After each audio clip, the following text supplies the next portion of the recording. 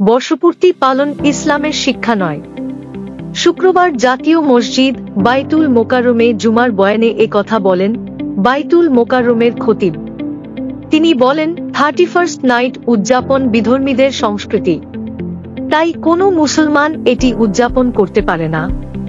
হাদিসে এসেছে, যখন সকাল হয় তখন সন্ধ্যার অপেক্ষা করো না, আর যখন সন্ধ্যা হয় তখন সকালের অপেক্ষা করো না।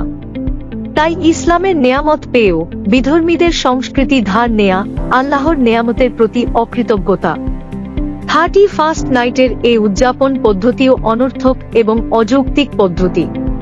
আতশবাজি পোড়ানো ও প্রচণ্ড শব্দে পটকা ফুটানোর কারণে হাসপাতালে অসুস্থ রোগীরা কষ্ট পায়, বাসা বাড়িতেও বয়স্ক এবং শিশুরা কষ্ট পায়।